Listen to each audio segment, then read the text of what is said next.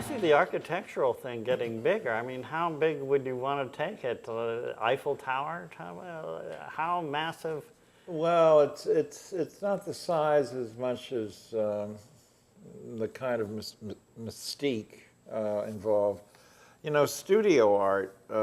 When I did studio art only back in the late '60s, even before, where you go into the studio and you could basically make whatever you want. And you could function a little bit like a pure scientist, you know, simply going after the most advanced concepts. So it's very theoretical, and you didn't have to care about people. You had no aspect that required you to apply your work to any need. Your work could be antagonistic to society. It could be abrasive. It could be theoretically dense, where it was hard to even understand. Look at land art. It was hard to even see that stuff. You know? Yeah. And that was basically a product of studio art, even though it occurred outside. But public art, like architecture, has to do with people. You know, and so that's something that we didn't learn in college, was the application of an art for a social function. So do you work with the idea that there's an audience, or you just do it strictly for your own pleasure? Well, I'm trying to develop. You know, it's like I'm kicking and screaming. I'm trying to develop into a kind of a new sort of fusion between these two things, and become a different kind of artist with a different sensibility than a studio artist, but yet not quite like a architect. You know? There are some artists who started as I did, who became architects. Right. Their transition was much more elongated, and they became architects. They do not do the kind of work that I do in public art. They do functional architecture. Well, you know, back in the mid-'60s, we looked upon architects as being unfortunate, because they had to carry the burden of helping people with shelter, and we didn't want that. We were out in the studio doing whatever we wanted to.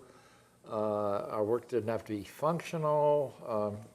So architects always seemed to be enslaved by the social criteria that they had to address, and but that has eroded now, and now functionality is very acceptable in sculpture.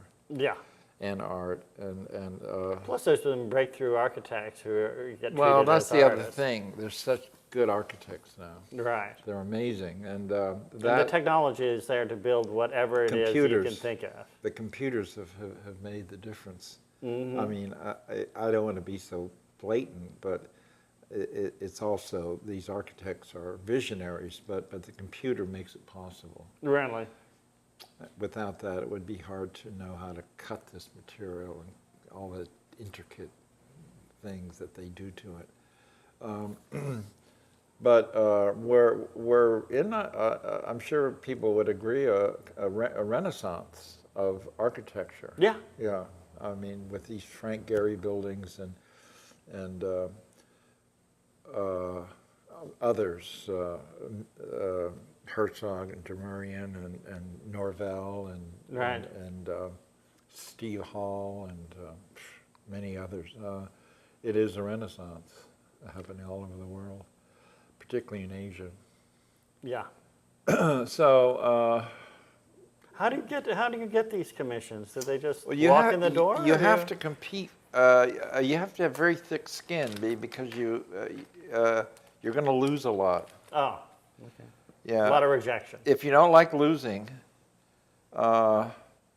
It's not as difficult as an actress or an actor going to an audition and performing and then having the director say, "I'm sorry, we don't like what you just did, and we don't like you." I mean, it's not personal, but I bet it is. So, but sometimes. often, if they don't like your work, you understand that as that they don't like you. I mean, they don't like what you do. It's overdoing it though. But we figure we lose about 80% of the commissions. So, and when you lose them, often you've lost something that took a month or so of focus and a lot of work, a lot of money. And you aren't taught this in art school, you know. It took me some time to adjust to being judged by a number of people to determine whether my work could be built or not. Really? Yeah, because if you're a studio artist, you go in the studio and basically you can build what you want. There might be economic problems and some problems in zoning and if you want to lash it together with barbed wire, it's your decision. Yeah, I mean, a lot of artists learn to operate within their means, and that was built into their aesthetic. So if in public art, you're asked to kind of confront this eventual jury that will decide whether your work is going to be accepted or not. And you also know from past experience that this jury is made up of various voices, only some of which come from the art world. So it's very democratic.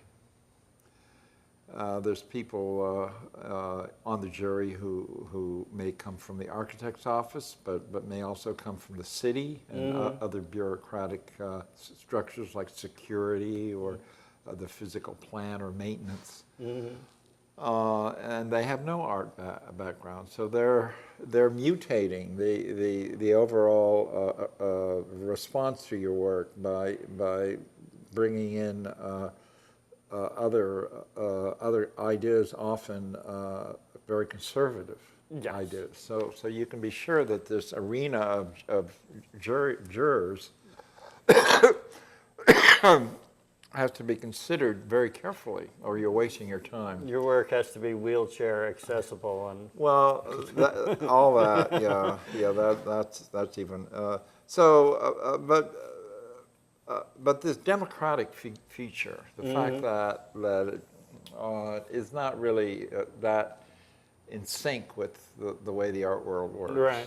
Your work does not look, I'm looking as much as I have through it, like it was designed by any committee. As far as it looks to me, it all looks like it originated from either a drawing or an idea of yours specifically. Well, I mean, managed to resist influence. You kind of do what you do and then throw caution to the wind. I mean, you throw it out there, and they either are going to support you and pick you, and it could simply mean that none of the other ideas weren't any good at all. Oh, really? Well, it could. Do you consider how long the things will last? You think, well, gee, will this be around in 500 years? They consider that. And because of that, you have to, yeah. That's one thing about public sculpture is it makes it a little bit like architecture. It has to be built well. Right. And that bears into the aesthetic, because there's all this beautiful work that you can do in your studio, and it'll just fall apart, but it's really incredible work. You can't do that with public art. You have to you have to make strong ideas that have to follow certain codes. Right. And one of them is that they don't want it to have to be repaired and remade. So. Do they pitch you ideas that you would never accept, such as a tent for Muammar Gaddafi? Well, that would be. I would certainly go for that. Bye.